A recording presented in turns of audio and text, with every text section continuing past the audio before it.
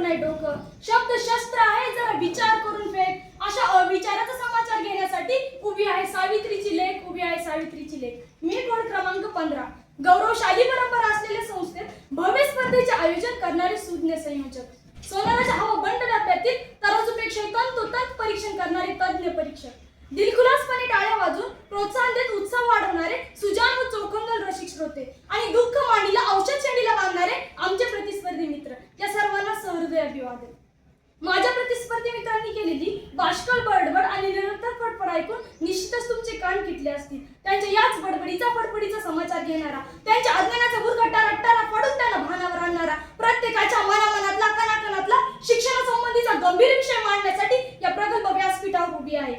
विषय मांडते शिक्षणाचे खाजगीकरण हे लोकहिताचेच आहे. परीक्षक महोदय, प्रस्तुत प्रस्तावाची अनुकूल बाजू विशद करताना आपल्या निदर्शनास आणून देऊ इच्छिते की 15 ऑगस्ट 1947 ला भारत देशाला स्वातंत्र्य मिळालं आणि दुसऱ्याच दिवशी म्हणजे 16 ऑगस्ट 1947 ला यह आजादी झूठी है, देश की जनता भूकी है म्हणत लोकशाहीसाठी यांनी मोर्चा काढला. हे देशाचं त्यावेळेस वास्तव होतं. भारताचे पहिले पंतप्रधान पंडित जवाहरलाल नेहरू यांनी साम्यवाद आणि समाजवादाच्या गुबड्या घेऊन देश चालवायला सुरुवात केली. पुढे लाल बहादूर शास्त्री आणि इंदिरा गांधीने हाच पाडा गिरवला, परंतु राजकारणाचा सूर काही कोणाला सापडत नव्हता. भरपूर प्रयत्न करूनही भारताची आर्थिक परिस्थिती सुधारत नव्हती, उलट ती अधिकच बिकट आणि भीषण बनत चालली होती. 1972च्या दुष्काळात तर लोक उपासमारीने तडफडत मरत होती, तर दुसरीकडे आपल्या बरोबरीने स्वातंत्र्य झालेल्या चीनची अवस्था 1970 पर्यंत आपल्यासारखीच. दोघांची भरमसाठ लोकसंख्या, दोन्ही आशिया खंडातीलच देश. परिस्थितीने सख्खे मावस भाऊ म्हणून हिंदीची बाय बाय म्हटलं जायचं. मंडळी, पार्श्वभूमी सांगायचं कारण एवढंच की एखाद्या विषयाचं मूळ समजलं की कुळ समजायला सोपं जातं. शिवाय पार्श्वभूमीतच खाजगीकरणाची बीज दडलेली आहेत. खाजगीकरण हे लोकहिताचे आहे याचं उत्तर यातच सामावलेलं आहे. ते कसं? तर ते असं की चीनला लवकर शहाणपण सुचलं आणि त्यांनी खाजगीकरणाचा स्वीकार केला आणि परिणाम स्वरूप आज आपण पाहतोय की चीनने जागतिक बाजारपेठेवर आपलं अधिराज्य निर्माण केलं आहे. स्वस्त, मस्त आणि उपयुक्त चायनीज उत्पादनांनी जगाची बाजारपेठ काबीज केली आहे. ही आहे खाजगीकरणाची किमया. देर आहे दुरुस्त आहे. याप्रमाणे भारताने 1991 पासून खाजगीकरणाचा पुरस्कार केला आणि अण्णाभाऊंच्या मते देश की जनता भूकी आहे त्या देशाने आज 5 ट्रिलियन अर्थव्यवस्थेकडे वाटचाल करत इंग्लंड, फ्रान्स, चीन, जपान यासारख्या प्रगत राष्ट्रांच्या पंक्तीत आपले स्थान निर्माण केले आहे. हे फक्त आणि फक्त खाजगीकरणामुळेच. स्वायत्त विद्यापीठ, स्वायत्त कॉलेजेस, स्वायत्त शाळा ही खाजगीकरणाचीच अपत्य असल्यामुळे यात शैक्षणिक खाजगीकरणाचा सिंहाचा वाटा आहे. इतकी नेत्रदीप प्रगती डोळ्यासमोर असताना आमचे प्रतिस्पर्धी मित्र कोणत्या तोंडाने म्हणत आहेत की शिक्षणाचे खाजगीकरण लोकहिताचे नाही म्हणून? हे लोकहिताचेच आहे.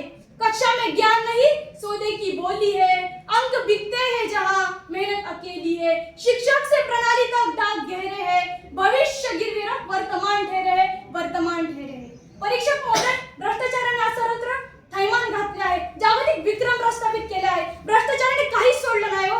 सिमेंट खाल्ला, कोळसा खाल्ला, छावणीतील शेणही खाल्लं. ही यादी खूप मोठी होईल, परंतु वेळेची मर्यादा ती मला पूर्ण करण्याची परवानगी देणार नाही. असं असताना तिथे शिक्षण क्षेत्र कसे सुटेल बरं? शिक्षण हा समाजाचा पायाभूत स्तंभ आहे. दर्जेदार शिक्षण मिळालेले व्यक्तीचा, समाजाचा, पर्यायाने देशाचा विकास होत असतो. परंतु दुर्दैवाने असं होताना दिसत नाही. गुण, प्रवेश, शिष्यवृत्ती, नोकरीसाठी बोली लावली जात आहे. शिक्षणाचा बाजार भरवला जात आहे. मेहनती विद्यार्थ्यांनी ज्ञानवंत शिक्षणात भरडला जात आहे. परंतु खाजगीकरणाने भ्रष्टाचाराची ही कीड संपुष्टात येणार आहे. हात ओले करणाऱ्यांच्या पेगडात लाथ आणि काम चुकऱ्यांना घरचा रस्ता धरावा लागणार आहे. शिक्षणाच्या खाजगीकरणामुळे वशिलेबाजी, देवाणघेवाण, पाहुणे रावळे यांना मुठमाती दिली जाते. सत्तेचा माग चढलेले भामटी पुढारी, ढेकणासारखे रक्तपिपासू, मुजर व मगरूर सरकारी अधिकारी यांच्यापासून ते मंत्रालयापर्यंत विस्तारलेली ही गटारगंगा आटून तिथे शिक्षण क्षेत्र निकोप व स्वच्छ निर्माण होऊन शिक्षणाचा दर्जा सुधारतो आहे. परंतु विषयाची जाण भान नसलेले आमचे प्रतिस्पर्धी मित्र आग रामेश्वरी बंब सोमेश्वरी याचप्रमाणे समाजातील ज्ञानवंत, प्रज्ञावंत, बुद्धिवंत लोकांची दिशाभूल करण्याचे कुटील कारस्थान करत आहेत. अशाच्या कानाला धरून सांगायचे वाटते की शिक्षणाचे खाजगीकरण हे लोकहिताचेच आहे. हम वक्त की नजाकत को नजरअंदाज कर नहीं सकते, हम भविष्य है विश्व का निजीकरण से पिछड़ नहीं सकते. भूगोल से लेकर खगोल तक परचम देश का लहरा रहा है. कलाम की नजरों से देखो सुबह सवेरा आ रहा है. नजर ना सही, बस नजरे में बदलाव कर लो, बस नजरे में बदलाव कर लो. परीक्षक महोदय, शिक्षणाच्या खाजगीकरणामुळे देशात शिक्षणाला सोनेरी दिवस आले आहेत. जे शिक्षण सरकारी यंत्रणेचा बळी ठरलं, ज्या शिक्षणाच्या योजना सरकारी फायलीमध्ये गुदमरत संपल्या, ते शिक्षण खाजगीकरणाने पुनर्जीवित केले केलेले आहे. Tata institute of social science, Poddar international school, royal international school यासारख्या अनेक नॅशनल इंटरनॅशनल संस्था आहेत ज्यातून लाखो तंत्रज्ञ